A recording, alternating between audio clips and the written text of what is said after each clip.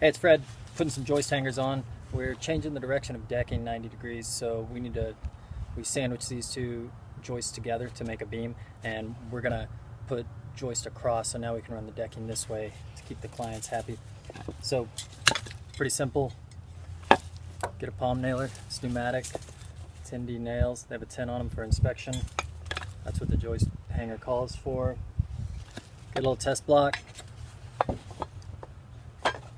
Mark it where you want it. Little trick, already have the nail in there once you grab it.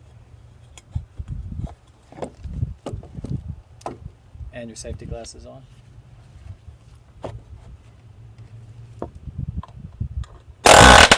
Act one, if it's a little high, you can spread it. If it's a little low, squeeze it together.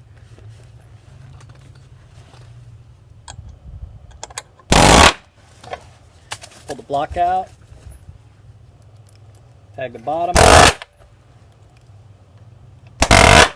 And then, when it comes time to put the joists in, lay your joist in, toenail it through this, but don't use the short ones, use the longer ones.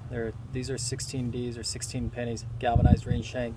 Because it's exterior, they go all the way through the hanger, through the joist, and through both 2x that make up the beam, and that's what provides the strength to hold everything together. Alright, not gonna hold your hand. Get out there and do it. Peace.